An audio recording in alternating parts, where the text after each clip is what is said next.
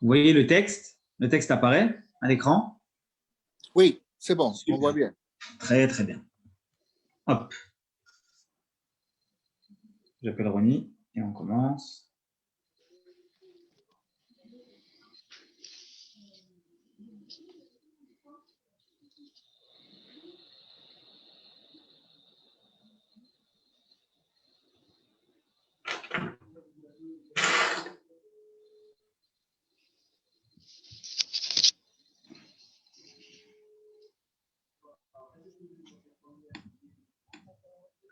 Salut Cédric. Salut Ronnie, ça va? Allez, je te branche Ronnie. On y va. Bonjour à tous les amis. Bienvenue à cette nouvelle étude. Donc on a dit que cette semaine, on va concentrer notre programme sur Purim. C'est normal. Eh bien, le fait de Purim, c'est en fin de semaine. Et donc, c'est important de pouvoir y voir un petit peu plus clair sur l'histoire de la Megillah. Vous savez que la Megillah, contrairement à l'histoire de Hanouka, eh bien, elle a été écrite en tant que texte dans le Tanakh, dans les Ketuvim, dans les hagiographes. Pourquoi? Parce qu'il y a eu une demande explicite de la reine Esther, comme c'est écrit dans le Talmud de Babylone, de faire en sorte que l'histoire de Purim soit écrite comme un texte de la Torah. Elle a fait la demande au Sanhédrin, elle a envoyé ce texte-là, et elle leur a demandé, avec l'appui de Mordechai, mais c'est surtout sa demande à elle, que ce texte y soit écrit. Autrement dit, Mordechai a été celui qui a demandé à ce qu'on sanctifie les jours de Purim comme des jours de fête, et la reine Esther est celle qui a demandé à ce qu'on institue pendant ces jours de fête la lecture du texte de la Megillah, donc l'histoire qui s'est passée, et également que cela soit considéré comme une part même de la Torah, chose qui n'a pas été faite par les sages du temps de Hanouka. Mais cette partie-là, pour comprendre tout ça, on l'abordera un peu plus jeudi, si Dieu veut.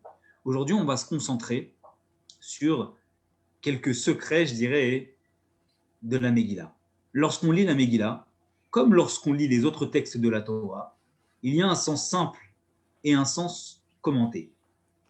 Et derrière les mots des explications du sens simple se cachent énormément de secrets, énormément d'explications qu'on ne peut pas percevoir comme cela.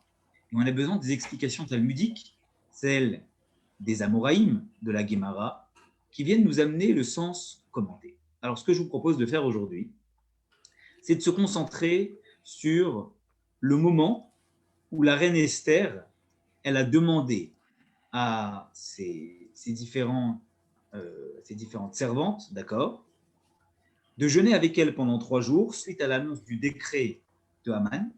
Et au bout de 3 jours, elle se rendrait devant Achashverosh, Assuérus, son mari, pour pouvoir l'inviter à un festin. Pourquoi on ne commence pas par le texte qui est avant? Tout simplement, le texte qui est avant, c'est un texte où il y a des commentaires, certes, mais beaucoup de choses qui ont attrait à des enseignements qui sont très intéressants, mais qui finalement nous permettraient d'aborder moins d'explications sur la Megillah. Et donc, j'ai préféré commencer par une partie où vous allez voir, on va dérouler plein d'explications sur la Megillah, ce qui vous permettra finalement d'accroître la connaissance des explications que vous pourrez avoir lorsque nous lirons la Megillah jeudi soir et vendredi. Toute la première partie du traité Megillah, des explications en tout cas qui concernent la Megillah, ça parle du fait que Achashverosh, il était roi sur le monde entier. Et puisqu'il était roi sur le monde entier, alors Haman a établi un décret sur le monde entier. Et il faut savoir qu'il s'est réjoui à Achashverosh parce qu'il pensait que le temps des 70 ans, des 70 ans, pendant lequel le peuple juif était censé, selon la prophétie du prophète Jérémie, retourner à Jérusalem, était dépassé, et donc la prophétie ne serait jamais réalisée. Et c'est la raison pour laquelle il a réalisé un grand festin. En fait, il s'est trompé dans son compte et il a compté tout simplement à partir du moment où Nabucodonosor a commencé son règne en tant que roi, Sauf que la prophétie du prophète Jérémie, elle ne commençait pas à partir de là, elle commençait à partir du moment où le Nabuchodonosor a fait le siège du temple. Et donc, c'était quelques années après. Voilà pourquoi il s'est trompé. Et effectivement, le compte des 70 ans, des 70 ans est bien respecté à partir du moment où on considère que Nabuchodonosor, Nebuchadnezzar, eh bien, a régné certes 45 ans, mais que le moment où commence réellement le compte des 70 ans, c'est le moment où il a commencé à assiéger Jérusalem et détruit le premier temple. Et donc voilà ce qui fait qu'il s'est trompé. Mais ce n'est pas sur ça qu'on va se pencher aujourd'hui. Je vous donne quelques petites explications comme ça, que vous réussissiez un petit peu à situer où on est et quelle est l'erreur commise par Achashverosh, Assuérus, dans son conte. Aujourd'hui, comme je vous ai dit, on va se concentrer sur le moment où la reine Esther s'apprête à se présenter devant Achashverosh, Assuérus, alors qu'elle avait jeûné pendant 3 jours, et qu'a priori, lorsqu'on jeûne pendant 3 jours, on est relativement faible. On n'a pas le droit de se présenter au roi. C'était la loi à l'époque. La reine n'a pas le droit de se présenter au roi si le roi ne l'a pas appelé depuis plus d'1 mois, et c'était le cas. Et donc, c'était un vrai Messirut Nefesh, une vraie mise en danger, dans laquelle s'est mise la reine Esther au moment de se présenter devant le roi. Nous en sommes, ligne 24, Vata'amod Bachatzar Bet Amelech. Vous voyez? Oui? Très très bien. On avance. Il est écrit donc dans la Megillah, au chapitre 5, Vata'amod Bachatzar Bet Amelech Apnimit, et elle s'est levée dans la cour du roi qui est à l'intérieur. Amar Rabbi Lévi dit, Kevan Shehigia les Bet Atzelamim, en vérité, dans la cour intérieure du roi, il y avait une pièce attenante, une sorte de corridor, qui était ce qu'on appelle Bet Atzlamim, c'est-à-dire un endroit où il y avait des idoles, et donc elle est passée par ce corridor-là. Et que s'est-il passé? Nistalka Himina Shrina, la présence divine qui l'imprégnait, elle a disparu lorsqu'elle est arrivée dans cette pièce-là, en contact avec les idoles. Amra, elle a dit, la reine Esther, Keli, Keli, lama azaftani. Mon Dieu, pourquoi m'abandonnes-tu? Et de là, on apprend que le psaume 22 est un psaume qui a été récité entièrement par la reine Esther. Vous pourrez regarder, il y a plusieurs versets qui ont été dits par la reine Esther à divers moments. Et ce psaume-là a été dit par la reine Esther. Elle a dit, mon Dieu, pourquoi m'abandonnes-tu? C'est pas le moment de m'abandonner, j'ai besoin de toi. Shema atadan al shogeg kemezid. Peut-être que tu juges les fautes involontaires comme des fautes volontaires. Ve'al ones kiratson. Et un cas de force majeure comme un cas de bon vouloir. Autrement dit, je ne fais pas exprès de passer dans cette pièce-là, je n'ai pas le choix. Parce que pour aller voir le roi, je suis obligé de rentrer dans la pièce de Avodah Zarah. Donc, est-ce que tu vas m'enlever la shrina parce que tu considères que finalement c'est comme si je le faisais volontairement? Je ne le fais pas volontairement. De la même façon, c'est un cas de force majeure, parce qu'il faut sauver le peuple juif. Et pour sauver le peuple juif, je ne le fais pas de mon bon vouloir, ni d'aller voir le roi, ni en plus de devoir passer par cette pièce-là. Je le fais parce que je n'ai pas le choix que de passer devant cette pièce-là pour pouvoir demander au roi, monter le stratagème pour pouvoir réussir à abolir ce décret-là. Pourquoi tu me lâches pas? Pourquoi tu m'enlèves ta présence? Au schéma, la reine Esther, elle continue. Elle dit, peut-être, ligne 27, Al-Shekarativ, quelle est peut-être la raison qui fait que tu m'enlèves la présence divine? C'est parce que je l'ai appelé chien en parlant d'Achashverosh. C'est également le verset 21 du psaume 22. Atsila micherev nafshi, sauve-moi, d'accord, sauve mon âme de ce glaive, on dit de devoir rester dans cette situation-là. Miyad kelev yechidati, d'être à côté unifié avec ce chien. Et aller, bravo, hein, c'est là. il faut bien se rappeler, pardon? il faut bien se rappeler qu'elle utilise ce terme-là, à la base, parce qu'elle n'avait aucune envie d'être mariée avec lui. C'était une sorte de mariage de force. On le fait passer comme si c'était un mariage normal, mais les filles n'avaient pas le choix. On est venu la chercher, on lui a dit tu vas, et le roi choisira la femme qu'il veut. Elle ne voulait pas. Mordechai lui a dit il faut que tu ailles, parce que peut-être que le destin du peuple juif, que Dieu souhaite, il passe par cette voie-là. Et c'est pour ça qu'il faut que tu le fasses.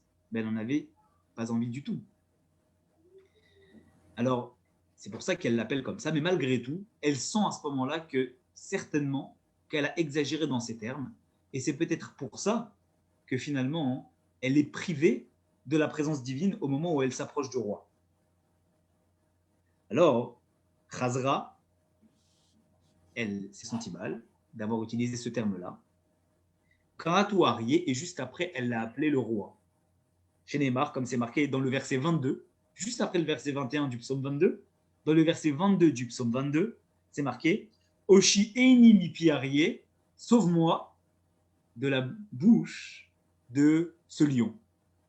Quel était le problème? Est-ce que le problème, c'est juste d'appeler le roi un chien ou c'est plus que ça? Alors les commentateurs nous disent qu'en vérité, un roi sur terre a une partie du pouvoir royal de Dieu.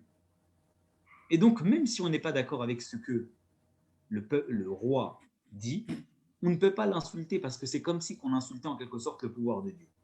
Et donc, le fait qu'elle l'ait appelé un chien, c'est quelque chose qui n'était pas honorable parce que c'est comme si qu'elle insultait entre guillemets le pouvoir de Dieu. Et c'est pour ça que juste après, dans le verset d'après, elle l'appelle Arié, elle l'appelle le lion. Ligne 30. Vayehi Hirot Amelech et Esther Amalka. Et ce fut quand le roi a vu la reine Esther, qui se tenait donc dans la cour. Elle a trouvé grâce à ses yeux, et il a abaissé le sceptre royal en or qui était dans sa main. Et Esther s'est approchée et elle a touché, eh bien, le sommet de ce sceptre. Amar Rabbi Yochanan a dit Shlosha Malaché Asheret Nizdamnula Beotasha. Il y a eu 3 anges qui se sont présentés devant Esther à ce moment-là. Echad, le premier ange, Igbiya et Tsavara.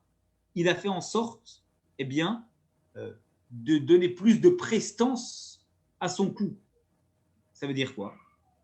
Logiquement, eh bien, quand une personne se tenait dans la cour intérieure, le roi étant assis sur son trône ne la voyait pas. Il fallait qu'elle s'approche pour que le roi la voie. Mais là, eh bien, il y a eu un malach, un ange qui est venu, et miraculeusement, il a élevé la hauteur de la reine Esther au point que le roi, étant assis sur son trône royal, eh bien, l'a vu. Et donc, quand il l'a vu, il a été impressionné, parce que c'est quelque chose qui n'arrivait jamais, de voir quelqu'un à ce stade-là. Ça, c'est le travail du premier ange. Deuxième ange, Echad, Shema Shachut Shel Chesed Alea. Le deuxième ange, qu'est-ce qu'il a fait? Il a fait en sorte de faire basculer Esther, qui était pâle, parce qu'elle venait de jeûner 3 jours, avec une apparence de bonté extrême.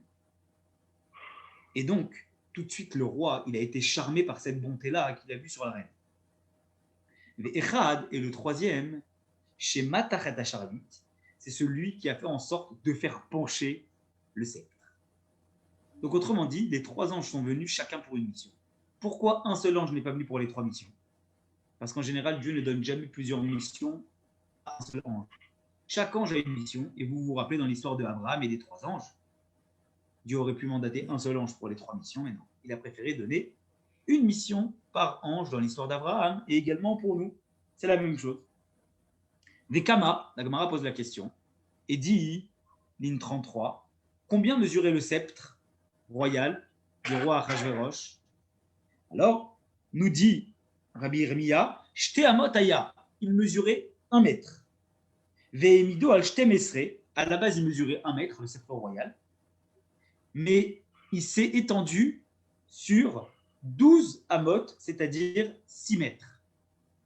Donc, il y a eu comme un miracle avec ce sceptre royal qui, lorsqu'il s'est étendu, eh bien, il a pu finalement, par miracle, eh bien, s'allonger. Pourquoi le sceptre a-t-il besoin de s'allonger? Vous vous rappelez qu'on disait que la reine Esther, elle était à la base dans la pièce intérieure. Elle ne s'était pas approchée.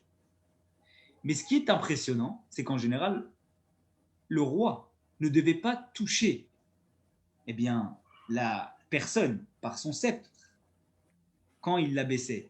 Il suffisait que le roi abaisse le sceptre pour dire qu'il acceptait de voir la personne. Et s'il n'abaissait pas le sceptre, alors la personne était condamnée à mort. Ce qui est impressionnant dans la Megillah, c'est qu'il est écrit qu'en s'approchant, elle a touché le sommet eh bien, du sceptre. Et donc c'est pour ça que les commentateurs ici discutent. Dans la Gemara, ils disent, mais finalement, si la reine Esther, elle a touché avec sa tête le sceptre royal, c'est qu'elle, le sceptre royal, ou elle s'est considérablement approchée, ou le sceptre s'est considérablement allongé. Et donc pour dire que la reine Esther, elle a malgré tout gardé ses distances avec le roi, la Gemara préfère retenir l'hypothèse que c'est le sceptre royal qui s'est allongé. Et donc d'après le premier avis, le sceptre royal mesurait à ce moment-là 6 mètres quand il s'est allongé. Et Amrela, il y en a qui disent que Alesrim Ve'arba, il s'est allongé, il mesurait 24 amot, c'est-à-dire 12 mètres. Bematni Tatana, dans une autre braïta, on a enseigné que Al-Shishim, il mesurait 60 amot, c'est-à-dire 30 mètres. Il s'est allongé de 30 mètres. D'où vient ces 30 mètres-là? Il dit, mais parce que si déjà on parle d'allongement miraculeux, rappelez-vous que la fille de Pharaon, Bathia, lorsqu'elle a allongé sa main pour pouvoir récupérer le berceau, on dit que sa main s'est allongée. Et là-bas, on dit que sa main s'est allongée et elle a basculé à 30 mètres. Alors on dit finalement, puisque c'était 30 mètres pour Bathia, c'est certainement que le sceptre royal ici aussi s'est allongé pour faire 30 mètres.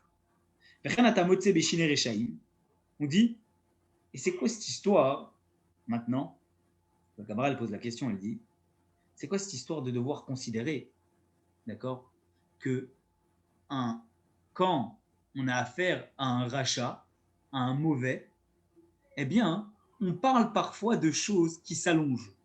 Là, c'est Achashverosh.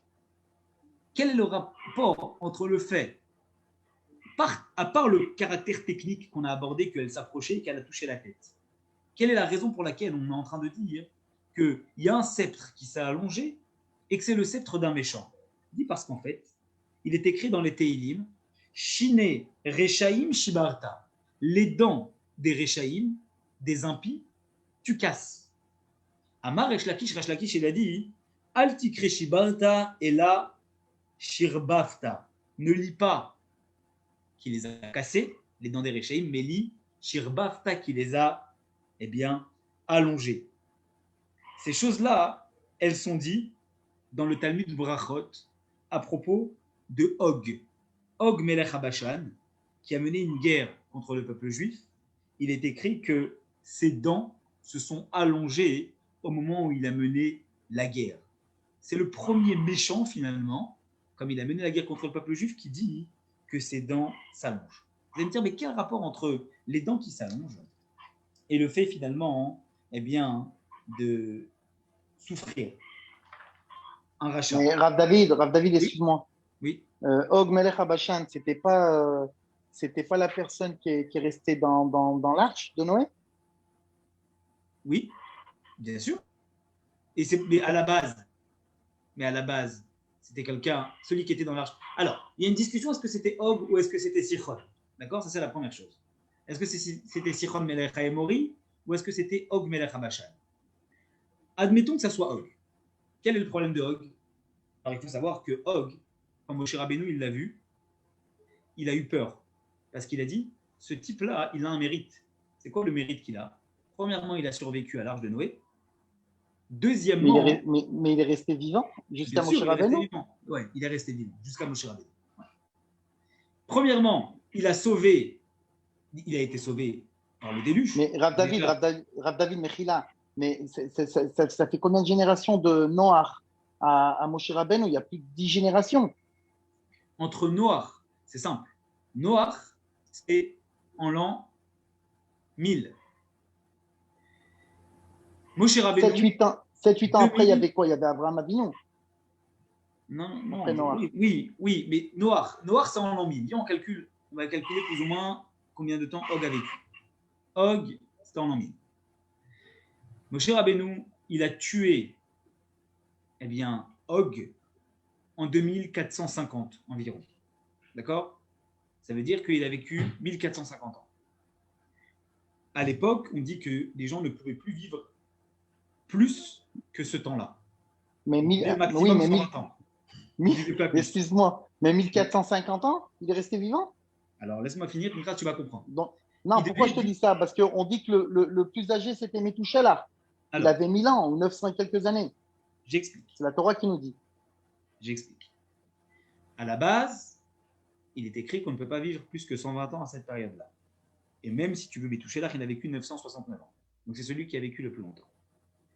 À la différence que, je vous rappelle, comme le Talmud nous explique, qu'à l'époque du déluge, il y avait les Néphilim, les géants.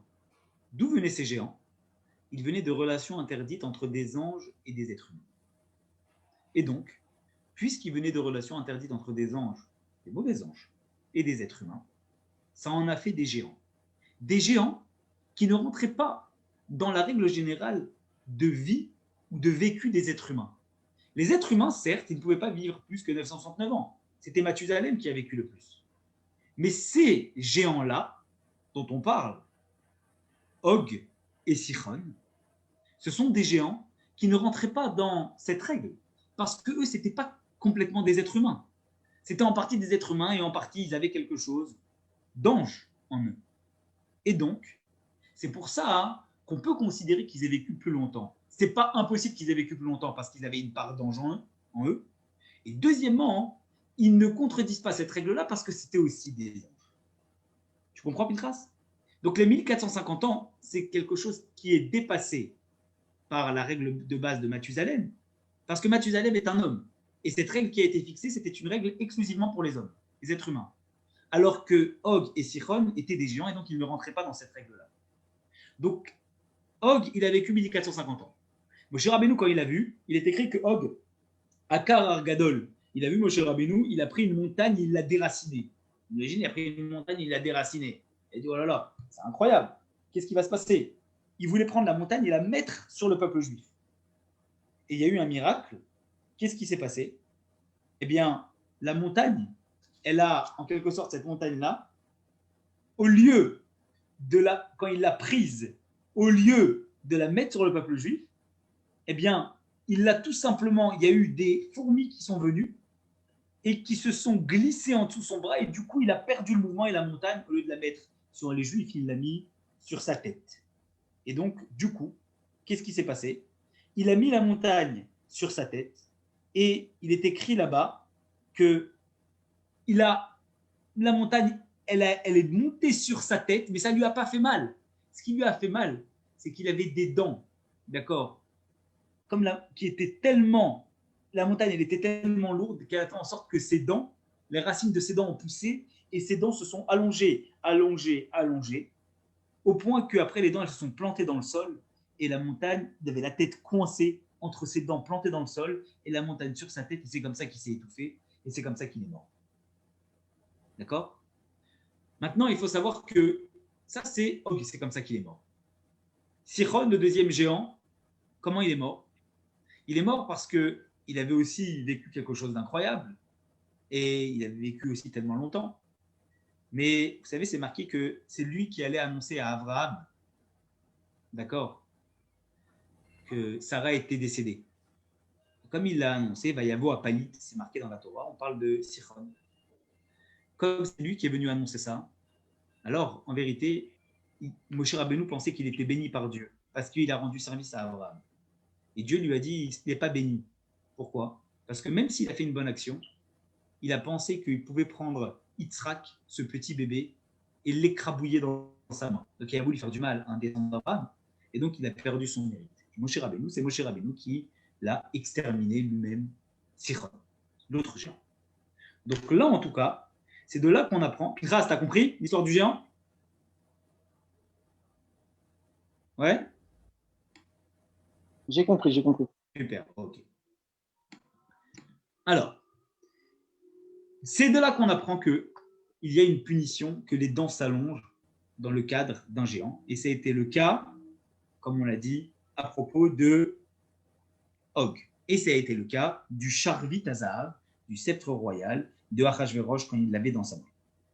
Rabba bar Ofron Amar, Rabba bar Ofron, il dit, nous en sommes ligne, je descends, vous voyez, voilà, ligne 40. Il a dit, Rabba bar Ofron, Amar Amishon Rabbi Elazar, chez Shama Merabo qui a entendu son maître, des Rabo Merabo, que le Charvit Hazahav, il faisait 200 amot, c'est-à-dire qu'il faisait 40 mètres. D'accord? Atkan, jusqu'à là, à propos des mesures du Charvit Hazahav.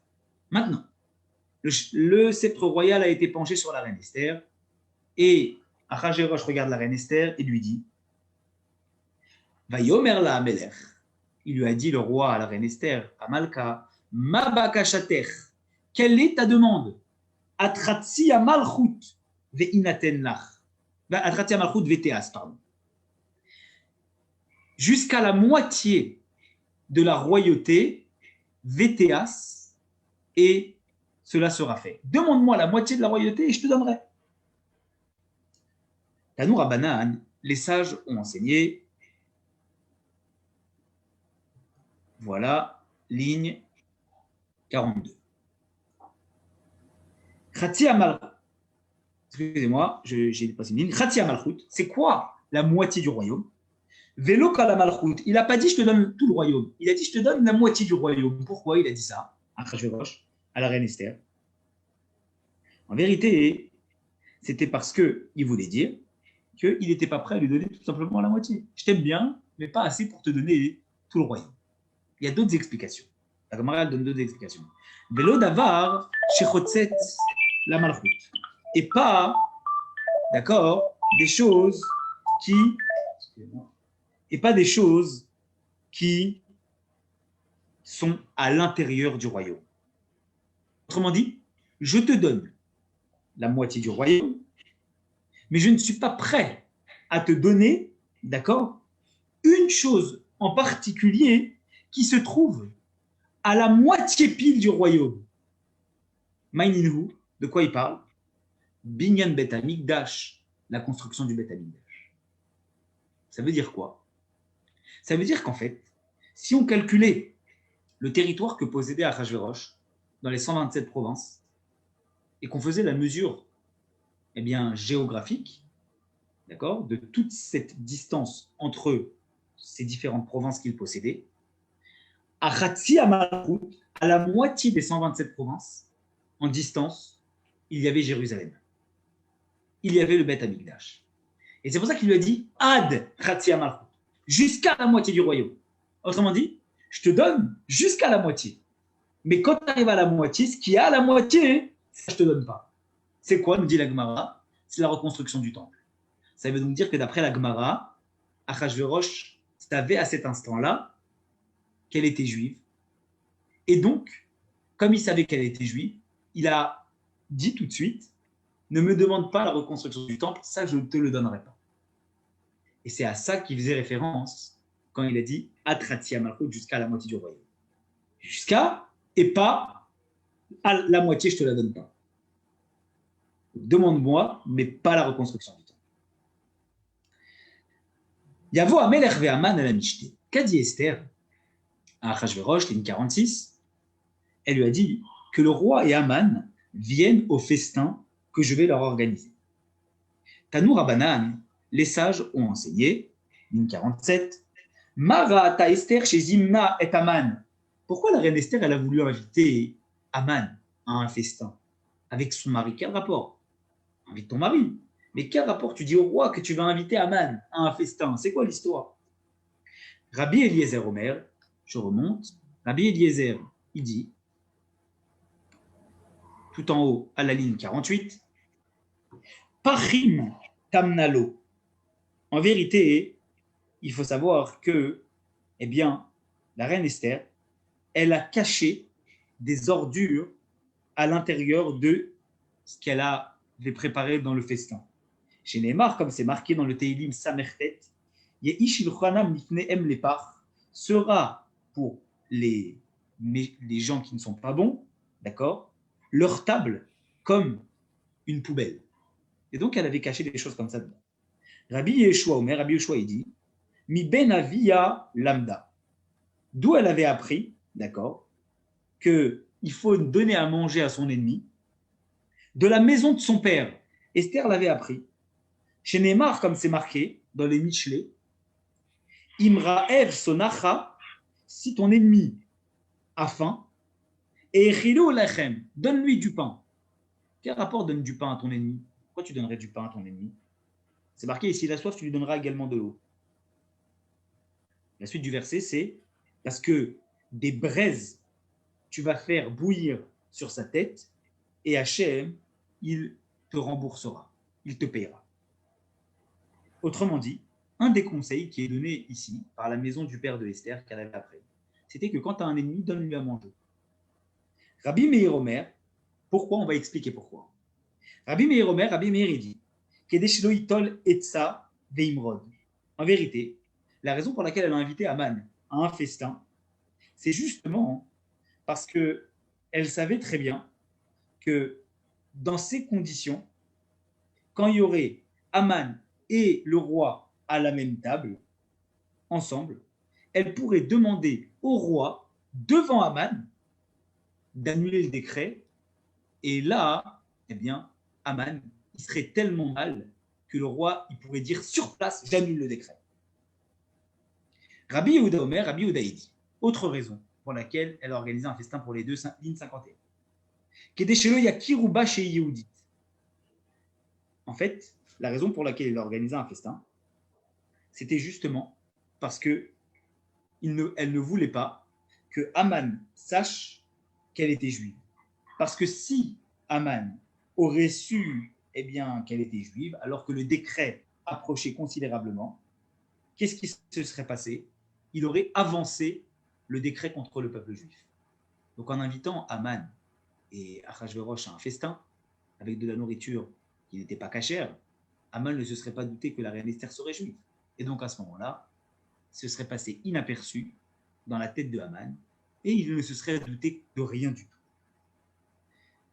Rabbi Nechemia Omer, Rabbi Nechemia dit, Kede shelo yomru Israël achot leshlanu bevet Amelech. Rabbi Nechemia dit, elle ne voulait pas, la reine Esther, que le peuple juif dise, nous avons une sœur dans la maison du roi, et autrement dit, puisqu'elle est là-bas, eh bien, on risque plus rien. Elle va s'arranger pour pouvoir eh bien, nous exempter du décret d'Aman. Et à ce moment-là, ils auraient arrêté de prier le ciel parce qu'ils se seraient dit, quoi qu'il arrive, on risque rien. Donc en invitant le roi à un festin, eux, ils se seraient dit certainement qu'elle n'est pas juive, et si elle n'est pas juive, alors ils ne se seraient pas dit, elle insistera auprès de nous. Alors vous allez me dire, oui, mais ils savaient qu'elle était juive, ils connaissaient la reine Esther.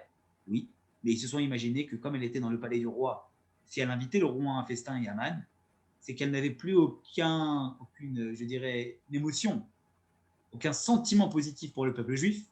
Et puisqu'elle n'a plus de sentiment positif pour le peuple juif, alors à ce moment-là, il n'y a pas de possibilité qu'elle puisse se dresser et se mettre en faveur du peuple juif pour les sauver. Et donc, il fallait continuer à prier.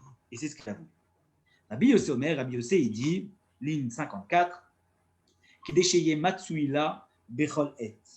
Parce qu'en fait, ce qu'elle voulait, c'est que Haman, il puisse la trouver à n'importe quel moment à côté de lui, et automatiquement, il savait très bien que Haman, dans son état d'esprit, était quelqu'un qui n'était pas un homme droit, et qu'il allait essayer de tenter quelque chose lorsque la reine serait à côté. Et donc, ça allait exciter le roi, et le roi allait le punir. Concrètement, c'est exactement ce qui s'est passé, puisque Haman n'a pas voulu attraper la reine. Mais quand il s'est jeté au pied de la reine et que le roi est rentré, qu'il a vu Haman au pied de sa reine, il a dit en plus, tu veux me voler ma femme. Et c'est là qu'il a voulu le prendre et qu'il lui a dit, tu vas à la potence, on va te tuer. Donc, une partie de ce décret, c'est concrètement la raison, le stratagème de la reine Esther, qui s'est réellement appliqué. On le voit. Rabbi Shimon ben Menassia Omer, Rabbi Shimon ben Menassia dit, autre raison, où là, Yargi Shamakom, peut-être que finalement, Dieu, il va voir jusqu'où je suis obligé de m'abaisser pour pouvoir sauver le peuple, de devoir inviter Haman et Achashverosh à un festin pas cachère. Veillez à la messe, il va me faire un miracle. Il va dire c'est bon. je lui en ai assez demandé, c'est le moment de l'épargner de tout ça. Rabbi Yeshua ben Korcha Omer, Rabbi Yeshua ben Korcha, il a dit quoi? Autre raison. Asbir lopanim. En vérité, je vais faire en sorte, exprès, eh bien, d'inviter Aman. Comme ça, le roi, il va être jaloux. Il va dire, pourquoi elle m'invite à un festin avec Aman? Quel rapport? Qui déchire Yaregou. Le roi, il va se dire certainement que si elle m'invite à un festin avec lui, c'est quoi? C'est peut-être parce que il veut me tuer. Alors, Vehi, et elle aussi, elle veut participer à ça.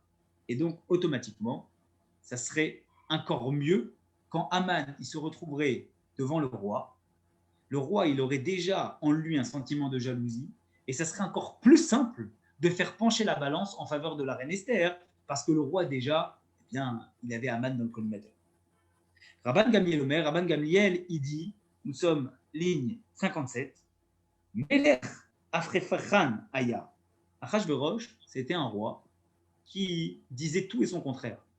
Ça veut dire qu'il était capable de dire quelque chose et revenir sur sa parole, il n'était pas digne de parole, et revenir sur sa parole quelques instants après avoir dit quelque chose.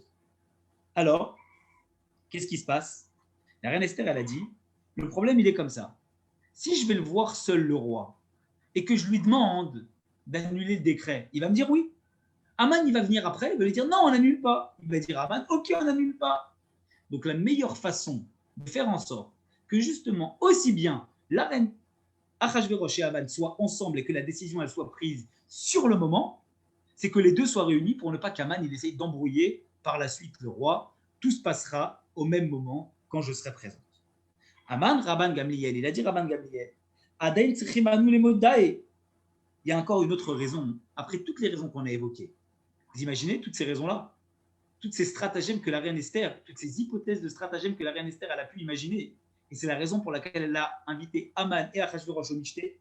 Rabban Gamliel il dit il y a encore un autre avis qu'il faut amener, celui de Modaï. C'est Tania qui l'enseigne. Rabbi Eliezer Amodaï Omer, Rabbi Eliezer Amodaï, il est en train de dire Kinato Bamelech, Kinato Basarim. Aman, c'était quelqu'un qui était non seulement jalousé quand il s'est fait inviter par la reine Esther, par le roi, mais il était aussi jalousé par qui? Par les autres princes. Parce qu'ils se sont dit, tu te rends compte, Aman m'a invité et nous, on n'est pas invités. Et donc, du coup, qu'est-ce que ça va changer? Ça va changer que quand il va être puni, le roi qu'il avait dans le collimateur par jalousie, il ne va pas l'épargner. Et même les autres ministres qui auraient pu peut-être venir plaider en la faveur d'Aman, ils ne viendront pas. Pourquoi? Parce qu'ils étaient jaloux de lui. Ils se sont dit, ah, t'as voulu faire le malin, t'as voulu te faire inviter toi seul et pas nous. Eh bien, tu sais quoi, toi aussi, tu vas être puni. Et nous, on ne va pas venir en ta faveur pour, eh bien, amener des circonstances atténuantes. Non, on va te laisser dans ton coin. C'est fini pour toi. Rabat Amar, Rabat, il a dit, la raison pour laquelle la reine Esther, eh bien, elle a fait tout ça, c'est parce qu'il y a un verset qui dit dans Michelet, Lifne Shever Gaon. Celui qui s'enorgueillit, il finira par tomber.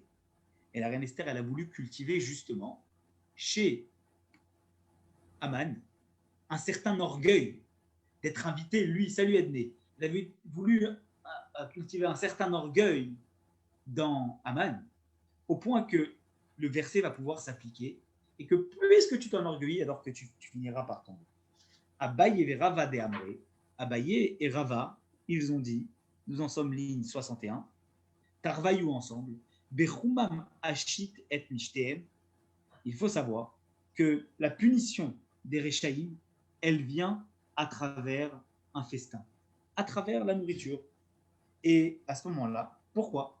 Parce que si tu veux profiter des biens matériels comme un glouton, alors à ce moment-là, sache que automatiquement, tu es en train de voiler la force spirituelle qu'il y a derrière la nourriture. C'est très intéressant parce que Kadesh Atzmecha Bemutarlach, on te dit, Dieu a fixé des choses interdites dans la nourriture et des choses qui sont permises. Pourquoi je ne pourrais pas kiffer les choses qui sont permises? J'ai envie de manger quelque chose et j'adore. J'aime le bon vin, j'aime la bonne viande. Pourquoi je n'ai pas le droit de kiffer ça? On te dit, tu peux kiffer, il n'y a pas de problème. Mais la question, elle est, comment va s'orienter ce kiff-là? Est-ce que ce plaisir que tu vas te procurer, c'est par gloutonnerie? Ou est-ce que tu vas lui donner aussi un sens spirituel?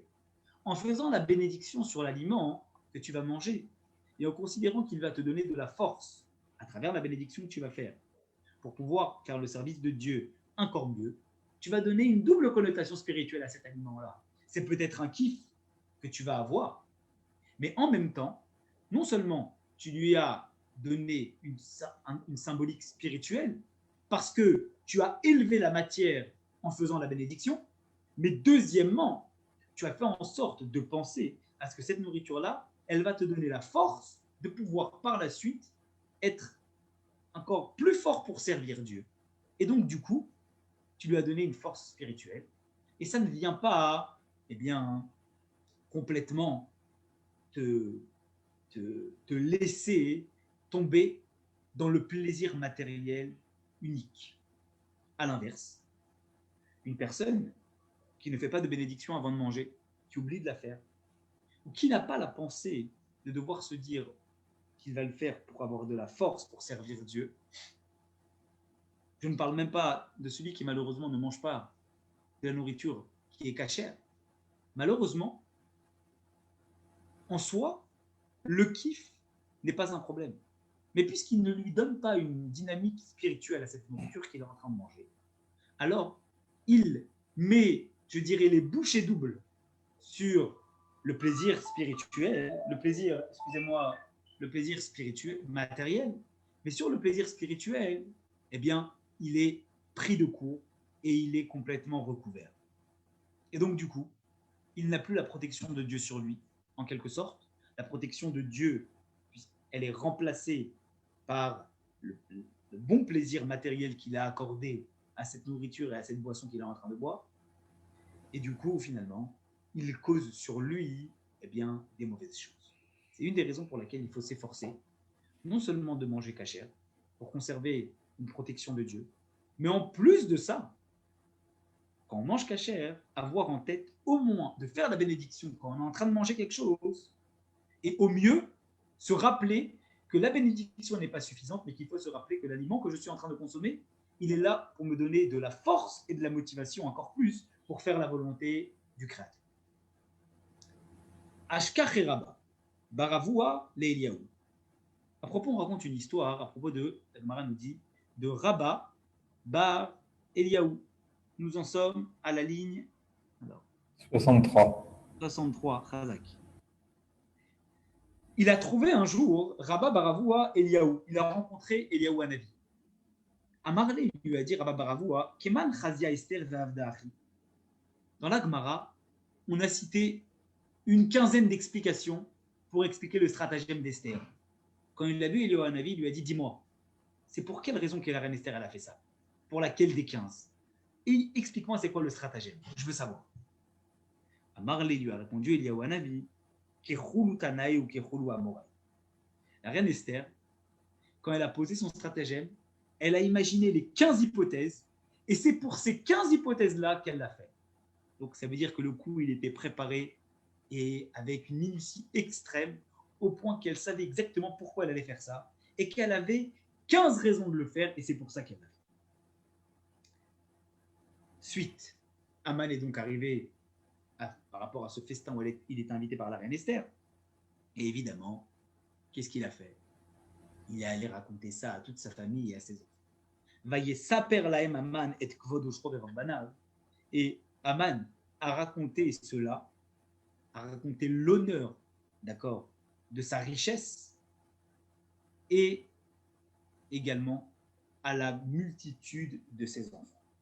Donc il a raconté ça à sa femme et à ses enfants. Regardez ce que la reine Esther me fait. La Gemara, elle pose la question, elle dit, les camarades Banav, combien d'enfants avait Aman? Alors, Amara, Rav dit, Shloshim, il en avait 30.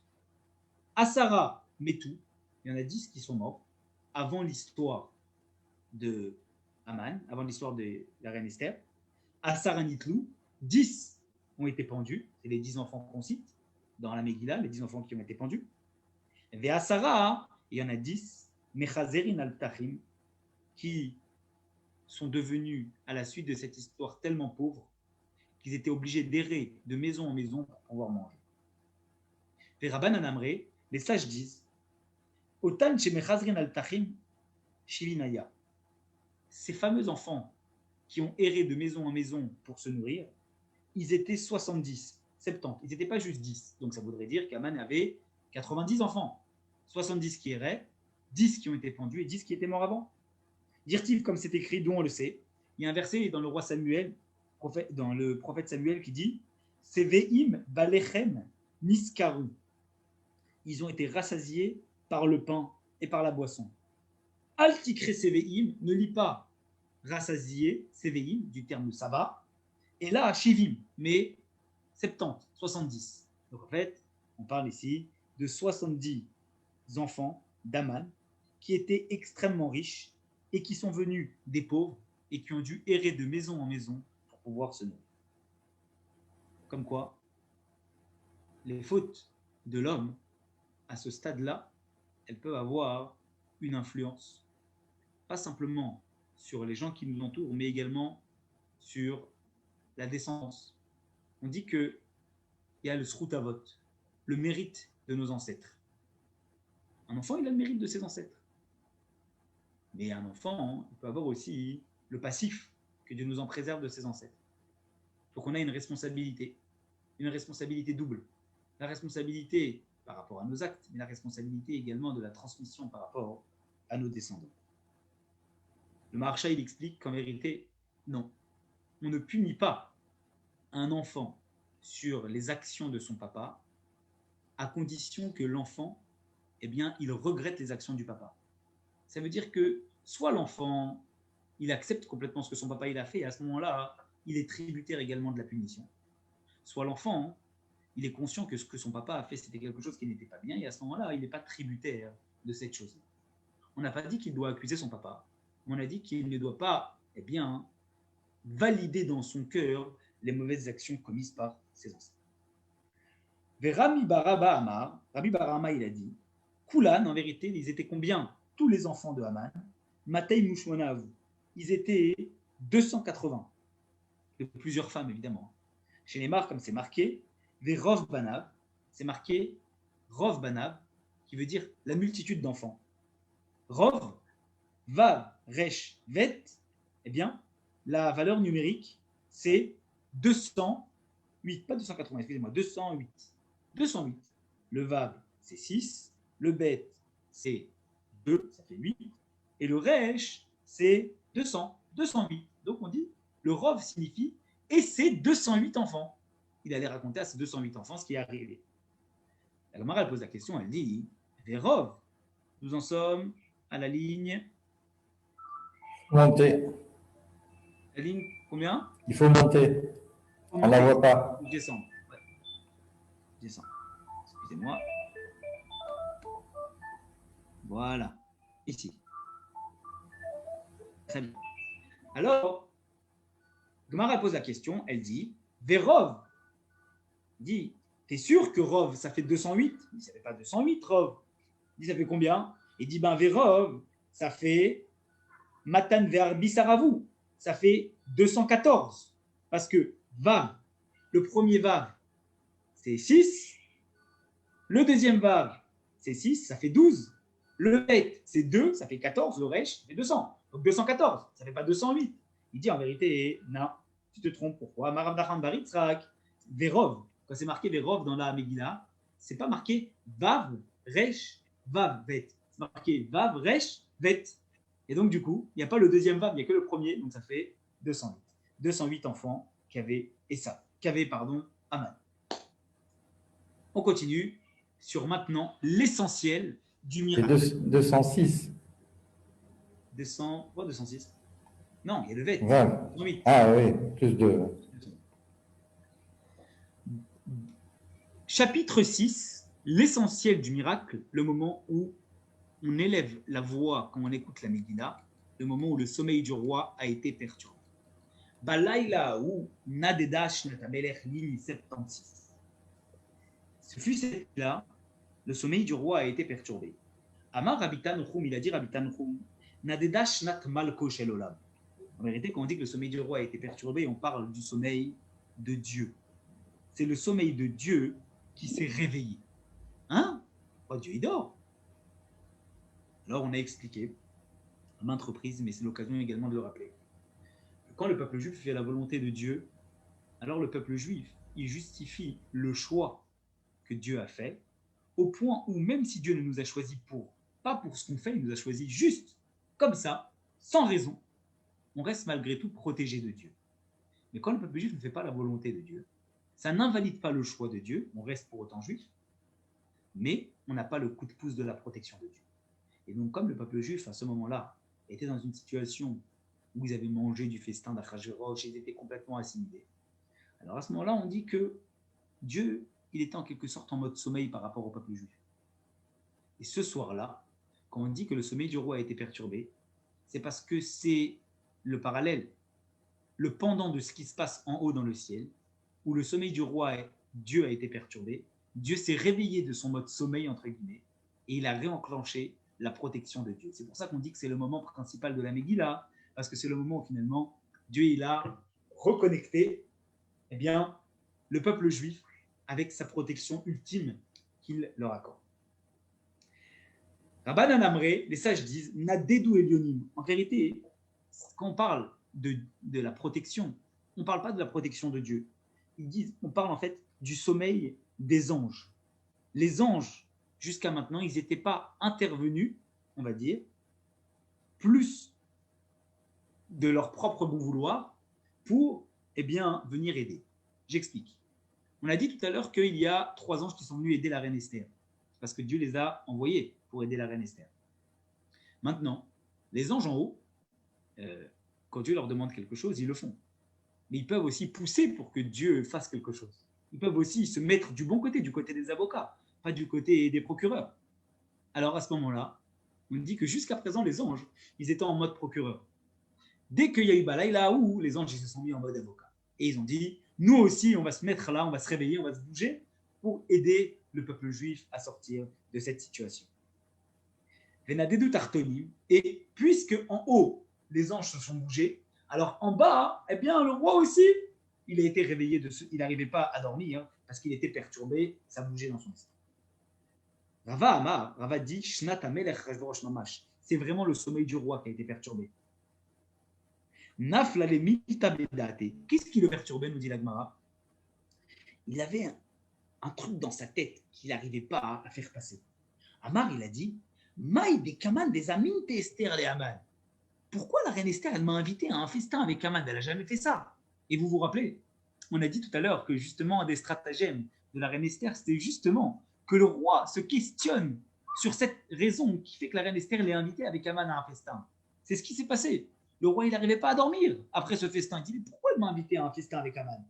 Dilma et Tsak à chaque lavé, ou Gavra les Miktele. Peut-être qu'en fait, ils sont en train de préparer un plan pour me tuer. Exactement ce que la reine Esther elle avait imaginé. Adar Amar, il s'est dit non, j'ai une autre idée. Iyachi, peut-être que la vérité, c'est quoi? C'est que l'Iava Gavra de Rachemli Deava Modali. Est-ce qu'il se peut, si vraiment il y a quelqu'un, la reine Esther et Haman veulent me tuer, que personne n'a entendu qu'ils veulent me tuer, que personne ne m'ait prévenu? À ce point, je suis détesté par tous mes soldats et par tous mes ministres au point que personne ne m'aurait dit ça. Adarama, c'est encore plus chauffé dans sa tête. Ça allait dans tous les sens, ça fusait.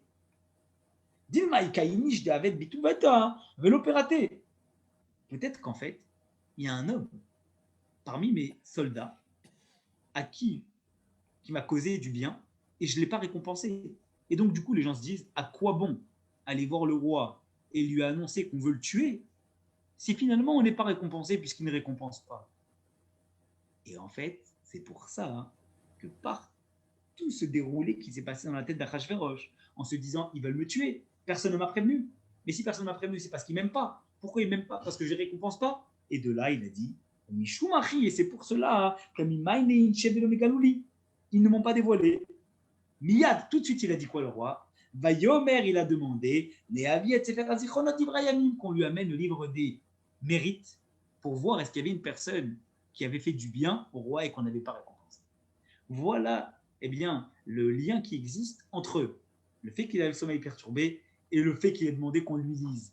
En général, quand on nous raconte l'histoire, on nous dit, comme il avait le sommeil perturbé, il a dit « Amenez-moi un livre et lisez-moi ». Ah bon, quel rapport on va t'amener pourquoi, quand vous n'arrivez pas à dormir, vous sortez vos livres de compte, vous sortez vos factures. Vous ne sortez pas vos factures quand vous avez envie de dormir. La seule chose que vous n'avez pas envie de voir, c'est vos factures. Au contraire. Pourquoi on lui a sorti ses factures? Pourquoi on lui a sorti ses dettes? Parce que justement, il s'est dit peut-être que j'ai une dette, et comme j'ai une dette, on ne m'a pas annoncé qu'ils veulent me tuer, et donc il faut que je regarde qui je n'ai pas récompensé. Comme ça, au moins, les soldats, ils me diront ce qui se passe. Vehiyu Nikraï. Nous en sommes, je descends à la ligne 90. Vehiyu Nikraï. Et ils ont été lus. Donc il est marqué que, justement, on a lu à Achashverosh les mérites qui n'ont pas été récompensés. Ce n'est pas marqué ils ont lu, c'est marqué ils ont été lus. Mais Melamed, cela nous enseigne, chez Nikraï Ma'alehem, qu'en fait, eh bien, les versets se sont lus de eux-mêmes. Ça veut dire quoi, ils se sont lus de eux-mêmes? Parce que vous imaginez bien que, eh bien, les soldats du roi, les ministres du roi, quand ils sont arrivés à la page de Mordechai, ils n'avaient aucune envie. Midrash nous dit que c'était les enfants d'Aman qui étaient justement les lecteurs du roi. Ils n'avaient aucune envie de lire les mérites de Mordechai. Donc, comme ils n'avaient aucune envie de les lire, eh bien, les mérites se sont lus de eux-mêmes. Miraculeusement. Vaïmatse Katouv, ligne 91, ils ont trouvé un verset. Ktav mi baele. Il y a une différence entre le mot Katouv et le mot Ktav. Katouv veut dire un verset qu'on vient d'écrire à l'instant. L'encre est fraîche. Ktav veut dire un verset qui est écrit depuis longtemps. La Gemara pose la question, elle dit Ktav mi baele. Ce verset-là, il ne finit pas d'être écrit. Il était écrit depuis longtemps. Comment ça se fait qu'on utilise le terme de Katouv? Autrement dit, comme si c'était un verset dont l'encre était encore fraîche. Mais Melamed, cela nous enseigne, je descends, ligne 1 de cette page-là, ça nous enseigne que Shimshai était le scribe du roi, celui qui écrivait les mérites. Morek, il avait effacé dans le livre des mérites le mérite que Mordechai avait fait à Achashverosh. Et Gabriel, le roi Gabriel, qu'est-ce qu'il a fait? Kotev, le roi, pas le roi, l'ange Gabriel, qu'est-ce qu'il a fait? Il a écrit. Et à chaque fois, il effaçait. Et à chaque fois, l'ange Gabriel, il réécrivait. Chaque jour, c'était comme ça. Et donc, du coup, l'encre était fraîche parce que l'ange Gabriel était venu pour réécrire le mérite que Mordechai a eu. Amar Rabbi Assi a dit Darash Rabbi Shela Ishkvar Timrata. Il a fait l'allusion, Rabbi Shela, il a commenté Rabbi Shela Ishkvar Timrata, ou Maktav Shelemata, chez l'Isroutan chez l'Israël et le Nimtrak, de la même façon qu'un mérite fait par le peuple juif dans ce monde-là n'est jamais effacé. Ktav Shelema, là, le Kol Sheken. Un écrit que Dieu a écrit en haut pour le peuple juif. Si déjà en bas il n'est pas effacé, combien plus qu'en haut il sera jamais effacé. La suite. L'Onasa Imodavar, ligne 5. Il ne lui a rien été fait. Parce que Mordechai a posé la question. Achashverosh a posé la question. Il a dit, mais est-ce qu'on a fait un mérite à Mordechai et on l'a récompensé? Ils ont répondu, l'Onasa Imodavar, on ne lui a rien fait. Amar Rava a dit, l'Omipne Shoavin et Mordechai et l'Omipne Shesolin et Taman. La raison pour laquelle finalement ils ont dit, on n'a rien fait, c'est pas parce qu'ils aimaient Mordechai. C'est la raison, on sait quoi? C'est qu'en fait, à cet instant-là, ils détestaient Aman. Vous vous rendez compte? Les propres enfants d'Aman, toute la raison pour laquelle ils n'ont pas dit, d'accord, eh bien, les mérites, là, ils ont dit, on n'a rien fait. Au départ, quand ils n'ont pas voulu lire, c'est parce qu'ils détestaient Mordechai. C'est pour ça qu'ils n'ont pas voulu lire. Mais là, quand ils ont dit, non, on ne l'a pas récompensé, c'est parce qu'ils détestaient Aman. Et ils savaient que Aman était l'initiateur, d'accord, de finalement que Aman détestait Mordechai. Ils se sont dit, c'est l'occasion de faire du mal à Aman. Donc ils ont dit, non, on ne lui a rien fait. Et c'était ses propres enfants à Aman. Rinlo, c'est marqué que finalement, Aman, il était sur le point d'arriver à ce moment-là dans le palais. Et il allait parler au roi de la potence qu'il avait préparée pour lui, pour Mordechai, pour le pendre sur l'arbre. Tana la Gemara, elle dit Loéchin. En vérité, qu'il a préparé. Lui, il pensait qu'il a préparé pour Mordechai. Mais en fait, il l'a préparé pour qui? Il l'a préparé pour lui-même. Et juste à la fin, quand le roi il a dit à Haman de prendre Mordechai et de le mettre dans les rues, Haman, il a dit au roi, mais de quel Mordechai tu parles? Il a dit Mordechai Yehudi. Il dit, mais il y en a plein. Il lui dit, non, ce Mordechai-là. Haman, il a supplié le roi, il lui a dit, donne-lui une ville, donne-lui un fleuve, donne-lui un palais, mais ne lui donne surtout pas tes habits royaux. Il lui a dit, tu sais quoi? Al t'appelle Davar Mikol Asher Dibarta. N'oublie rien. Tout ce que tu as dit, non seulement les habits royaux, le cheval royal, la couronne du roi, le traîner dans les rues, toi, le fleuve, le palais, la couronne, tout.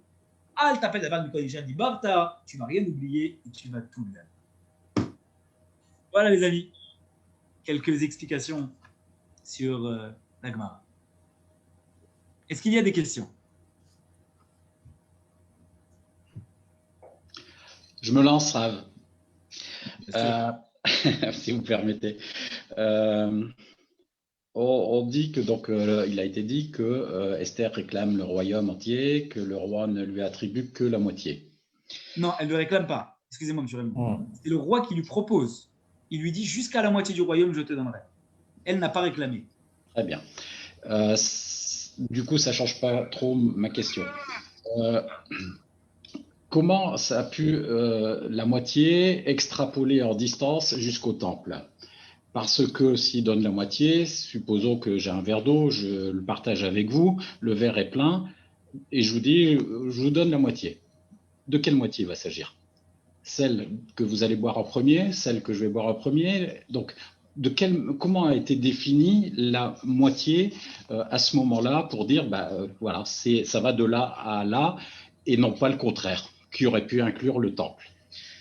Ça me fait déboucher sur une seconde question, parce que dans la ligne 57, donc un peu plus loin, il a été dit aussi qu'il est avéré que le roi était versatile, c'est-à-dire qu'il disait tout et son contraire.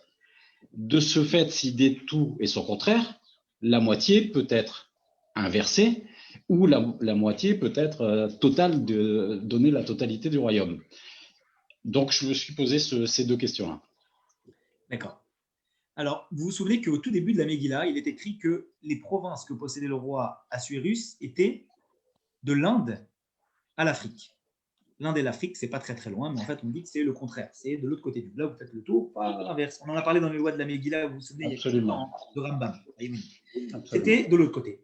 Si vous prenez les 127 provinces que possédait le roi Achashverosh, de l'Inde à l'Afrique en passant par l'autre côté, et que vous faites la moitié, vous tombez sur Jérusalem, vous tombez sur Israël. Alors maintenant, je vous explique. Quand le roi Assuérus, il a dit à Esther, jusqu'à la moitié du royaume, je te donnerai, ça veut dire que ce soit en partant de l'Inde, en allant jusqu'à Jérusalem, ou en partant de l'Afrique et en allant, l'Afrique extrême, jusqu'à Jérusalem, c'est-à-dire des deux côtés par lesquels tu peux joindre la chose, je te les donne. Donc, c'est pas je te donne une partie ou l'autre plus. C'est pas grave. Tu veux de l'Inde jusqu'à Jérusalem, je te donne. Tu veux de l'Afrique jusqu'à Jérusalem, je te donne aussi. Mais ce que je te donne pas, c'est Jérusalem.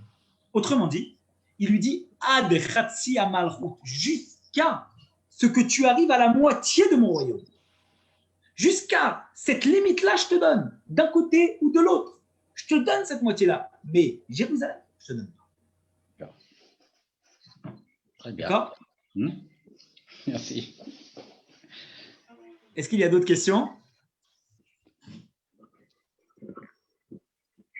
Ok, super les amis. Alors, je vous souhaite une très très bonne journée. Demain soir, donc mardi soir, oui, j'en profite pour vous dire, j'ai été sollicité par plusieurs personnes qui m'ont dit on prie tout le temps, mais on ne comprend pas le sens de la prière et on ne connaît pas l'histoire des prières que nous sommes en train de faire. Alors, comme j'ai été sollicité par plusieurs personnes pour faire cette chose-là, on a décidé d'instituer un nouveau cours, d'accord, sur le sens et l'histoire de la prière. On va dérouler passage par passage. On va commencer par le Modéani, les bénédictions du matin. On va traduire les prières, expliquer les prières et parler de l'historique. C'est une demi-heure de temps. C'est une demi-heure de temps, pas tous les jours, une demi-heure de temps par semaine. prière après prière, de façon à ce que ce ne soit pas trop long, et en même temps qu'on puisse avoir avancé petit à petit, et qu'on puisse aller jusqu'au bout. On va faire les prières du matin, les prières de l'après-midi, Shabbat, on va tout faire, mais au fur et à mesure. C'est quelque chose qu'on va commencer ce soir. Ça sera entre 20h et 20h30, d'accord? Entre 20h30 et 21h, pardon. Et s'il y a des personnes ici qui sont intéressées, il y a plusieurs personnes qui m'ont dit qu'ils sont intéressées, donc on va le faire. S'il y a d'autres personnes qui veulent se joindre à ce mouvement, envoyez-moi un petit message en privé, d'accord? Et à ce moment-là, je vous rajoute à ce groupe différent, cette liste différente, sur laquelle on enverra les liens pour se connecter au cours sur le sens et l'histoire de la prière.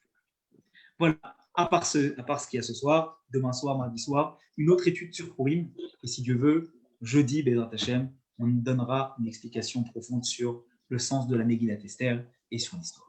Je vous souhaite en tout cas une très très bonne journée, plein de bonnes choses et des bonnes Merci. Merci. Merci à tous. D'accord. Merci. Au revoir. Merci David. Au revoir. Merci. Merci David.